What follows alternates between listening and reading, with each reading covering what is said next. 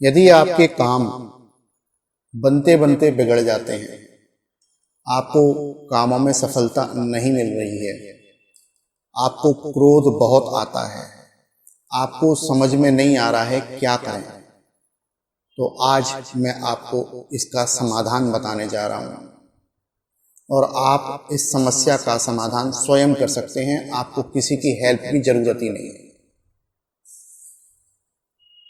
ये जो मैं आपको बात बताने जा रहा हूं, ये मेरे ऊपर घटित हुई, मैं अपना अनुभव बताने जा रहा हूं और मुझे इस समस्या से निकालने में जो मेरी मदद करी, जो मुझे मार्गदर्शन दिया, वो मुझे परम पूज्य श्री मुरारी बापू जी ने दिया था। तो आप बैठिए, तसल्ली से इस वीडियो को पूरा देखिए, क्योंकि आधी बात आपको नुकसान पहुंचा सकती है। जब मेरी उम्र 20 से 22 वर्ष के बीच रही होगी, मुझको क्रोध बहुत आता था, काम में बहुत जल्दी रहती थी। मैं अपना स्कूटर मोटरसाइकिल लेके जब निकल जाता था और रास्ते में जब रेड लाइट हो जाती थी तो मुझे बहुत क्रोध आता था। मुझे ऐसा लगता था कि ये मेरी सफलता की सीढ़ियों में एक रुकावट है और मैं बुरी तरह परेशान हो जाता था। कोई भी काम मेरा बिगड़ जाता था, मैं इरिटेट हो जाता था, निराश हो जाता था, परेशान सही रहता था, आग बबूला रहता था। कोई मेरे मन का काम नहीं हो तो मैं भड़कने लग जाता था। ये मेरी आदत थी। मैं आपको अपनी आदत बता रहा हूं। मुझे ऐसा लगता था कि मेरी आदत बहुत अच्छी है, क्योंकि आदमी को अपनी कमी तो पता होती नहीं है ना कि वो कहाँ है क्या है, और खास करके जब उसकी उम्र 20 वर्ष की हो, अनुभव कुछ है नहीं और एनर्जी से पूरा शरीर भरा हुआ है। बस यही हाल था मेरा। मेरे पिताजी मेरी इस आदत को देख रहे थे और वो मुझे कई बार समझा भी चुके थे कि ये जीवन का हिस्सा है, ये ऐसा ही चलेगा। आप किसी भी उम्र के पड़ाव पर पहुंच जाएं, आपको ये सब देखना ही पड़ेगा। इसमें नाराज होने वाली क्या बात है?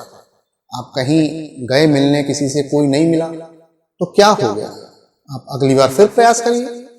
मेरे मन में ये बात बैठ गई थी कि मेरा काम एक बार में नहीं होगा, मुझे बार बार प्रयास करने होंगे। अब मेरे पिताजी बार बार समझाते कि हाँ, ये जीवन की कड़वी सच्चाई है कि हमको बार बार प्रयास करने होते हैं जब तक हम सफल नहीं हो जाते। उन्होंने बहुत सारी प्रेरणादायक कहानियां भी मुझे सुनाई, पर मेरी समझ में नहीं आ रही थी। तो थक हार कर मेरे पिताजी एक बार मुझे परम आदरणीय मुरारी बापू जी के पास ले गए।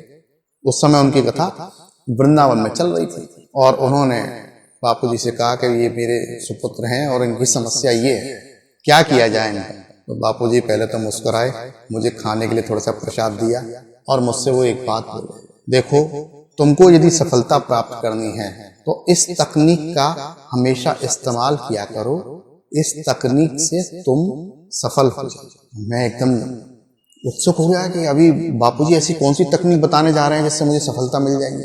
बोला देखो वो तकनीक है कॉमन सेंस की। कॉमन सेंस लगाया करो। कॉमन सेंस का यदि इस्तेमाल करोगे तो आप कभी परेशान नहीं होगे। मेरी कहानी समझ में नहीं आई। मैंने कॉमन सेंस क्या होता है, क्या कॉमन सेंस? तो उन्होंने मुझे फिर एक कहानी सुनी।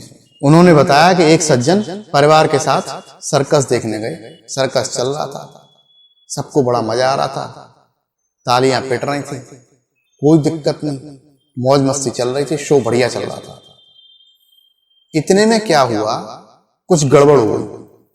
और गड़बड़ क्या हो गई, सर्कस का जो शेर है वो पिंजरे से बाहर आ गया, आउट ऑफ कंट्रोल हो गया। वो पब्लिक में कूद पड़ा।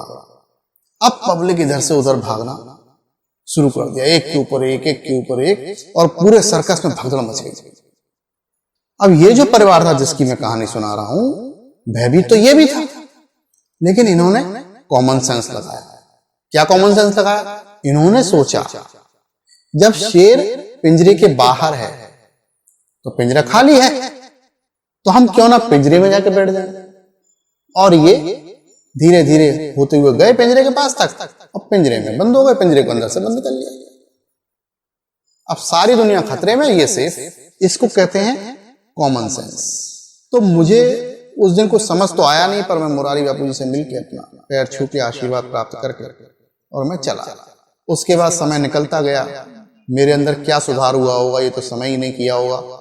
मैंने कोई भी ऐसा प्रयास नहीं किया कि मेरे अंदर कोई सुधार हो जाए, पर समय के साथ साथ धीरे धीरे मेरा क्रोध शांत होता चला गया। मुझे आदत पड़ती चली गई कि मुझे काम तो बार बार करना ही है, प्रयास तो करना ही है, तभी मैं सफल होऊंगा।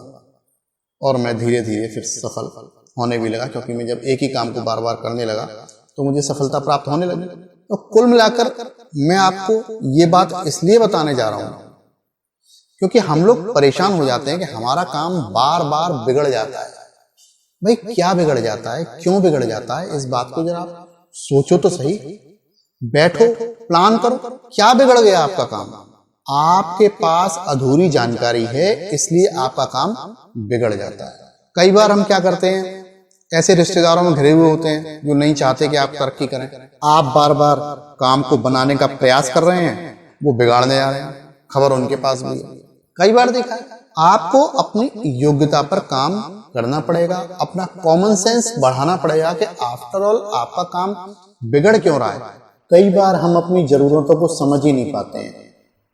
कई बार हमको ज्यादा धन की आवश्यकता नहीं होती, हमको सिर्फ इतने धन की आवश्यकता होती है कि हमारी आवश्यकताएं पूरी हो जाएं।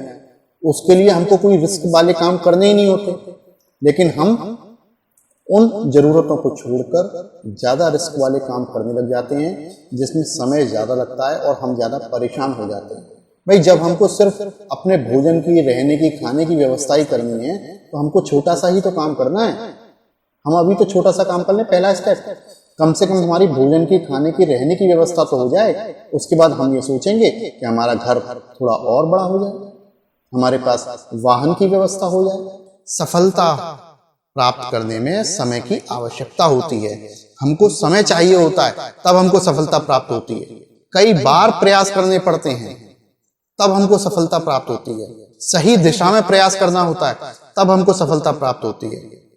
एक बात और आपसे कहना चाहूंगा, आप जब मुझसे व्हाट्सएप पर बात करते हैं, मेल करते हैं, और जब आप मुझसे कहते हैं कि मेरे पास पैसे नहीं हैं सब्जी लेने के लिए भी, मैंने 5 महीने से किराया नहीं दिया है, तो मैं आपको ये थोड़ी कहता हूं कि आप पीपल के पेड़ के नीचे जाके सरसों का तेल दिया जलाएं, इससे आपकी परेशानी सॉल्व हो जाएगी। मैं तो आपको सीधा रास्ता बताता हूं कि भाई आप ये काम करने लग जाओ, आपके पैसे आने लग जाएंगे, कुंडली का विश्लेषण बाद में हो जाएगा। काम तो करना पड़ेगा, आपके पास अपना कोई काम है नहीं, और मैं जो काम बता रहा हूँ वो आप करेंगे नहीं, तो आप बताइए पैसे कैसे आएंगे? पैसे तो काम करने से ही आएंगे ना। कभी कभी हमें अनिच्छा का काम भी करना पड़ता है, जो काम हम नहीं करना चाहते वो काम भी करना पड़ता है, क्योंकि हमारे पास पैसे नहीं है। इस बात को आप दिमाग में बिठा लीजिए। बिल्कुल, आप कितने भी मंत्र जप कर दीजिए, जब तक आप पैसे वाले काम नहीं करेंगे जिससे पैसा आए, तब तक आपके पास पैसा नहीं आएगा। अभी मेरी कुछ दिनों पहले बच्चे से बात हो रही थी, उसने पनीर का और घी का कुछ कारोबार किया हुआ है और वो काम चल नहीं रहा है, और वो गायत्री मंत्र का जप कर रहा है। मैं आपकी जानकारी के लिए बता दूं कि पनीर और घी के काम में बहुत जबरदस्त उधारी भी चलती है। आप जब ऑर्डर लेने जाते हैं, पनीर की सेल आप दुकानों पे करने जाते हैं, होटलों में करने जाते हैं, वहां पर पनीर उधार पहुंच रहा होता है। बहुत बड़े बड़े लोगों का उसमें पैसा लगा हुआ है। आपके पास यदि पैसा नहीं है, सामर्थ्य नहीं है, तो ऐसे फील्ड में आप क्यों उतर रहे हैं? आपको जब अनुभव नहीं है, आपको पैसे ही कमाने हैं ना, तो सबसे पहला काम आप छोटा सा ऐसा कर दीजिए जिससे आपके पास पैसे आने लग जाएं। और जब पैसे आने लग जाएंगे तो फिर आप पनीर का बिजनेस भी कर लेना, घी का बिजनेस भी कर लेना, जो बिजनेस नहीं आ रहा वो कर लेना। कुल मिलाकर यदि आपके काम बार बार बिगड़ रहे हैं तो एक कॉमन सेंस का इस्तेमाल करो और सोचो क्यों बिगड़ रहे हैं, और शांत हो जाओ। इरिटेट मत हो, इरिटेट होने से कोई फायदा नहीं है। जो आपके दुश्मन हैं उनको फायदा पहुंचता है यदि आप इरिटेट होते हैं तो। इसलिए शांति से पहले विचार करो कि आप करना क्या चाह रहे हो, आपके मन में क्या है। आपको पैसा कमाना है या कोई पर्टिकुलर, मेरा सपना ही है कि आप पनीर का काम करना है, मेरा सपना ही है कि मेरी ट्रांसपोर्ट की कंपनी हो, मेरा सपना ही है कि मेरी हवाई जहाज की कंपनी हो, मेरा सपना ही है कि मेरी कपड़े की दुकान हो, या फिर आपका सपना है कि आपके पास पैसे हों, लाइफ आपकी स्मूथ हो। दोनों जो इच्छाएं हैं वो विपरीत हैं। आप लोग मुझसे बात करते हैं, मैं आपको समाधान बताता हूं। जब समाधान बताता हूं तो आप कहते हो नहीं साहब मेरा तो सपना है। आपका सपना है पैसा हो आपके पास, आप अपने बच्चों की स्कूल की फीस टाइम से जमा कर सकें, अपने कमरे का किराया टाइम से दे सकें, अपने मकान दुकान का जो किराया है वो टाइम से दे सकें, अपने माता पिता का इलाज करा सकें, उनको एक सुखमय जीवन दे सकें। ये तो बात मेरी समझ में आती है। आपकी जेब है बिल्कुल खाली, अनुभव आपके पास है नहीं, पैसे आपके पास आ नहीं रहे, और आपका सपना है कि आप एक हवाई जहाज की कंपनी खोलेंगे, आपका सपना है कि आप एक पनीर का बिजनेस चलाएंगे, आपका सपना है कि आप एक ट्रांसपोर्ट कंपनी खोलेंगे। वो सपना साकार कैसे होगा? साकार तो पैसे से ही होगा ना। इस बात को आप मंथन करिए और उसके बाद फिर प्रयास करना शुरू कीजिए। मुझे लगता है कि आपको सफलता प्राप्त हो जाएगी। सफलता आपके आसपास ही है, बस आपको अपनी मानसिक स्थिति वैसी बनानी है जिससे आपको सफलता प्राप्त हो जाए। आज मैं अपनी वाणी को यहीं विराम देता हूं। यदि कोई समस्या है आपके जीवन में, कोई प्रश्न घूम रहा है आपके दिमाग में, तो आप मुझसे स्क्रीन पर दिखाए गए व्हाट्सएप नंबर पर पूछ सकते हैं, मुझे ईमेल कर सकते हैं। और यदि आप सामर्थ्यवान हैं इतने कि आप किसी की हेल्प कर सकें, तो दरिद्र नारायण सेवा का हिस्सा जरूर बने। इसमें आप कुछ ना कुछ रुपया जरूर दान करें। पेटीएम के माध्यम से, गूगल पे के माध्यम से दान हो जाता है। इस काम को आप अवश्य किया करें। प्रातःकाल जल्दी उठ जाया करें, सूर्यदेव को जल चढ़ाया करें और अपने काम ईमानदारी से किया करें जब तक कि वो समाप्त ना हो जाए, पूरे ना हो जाए। प्रणाम।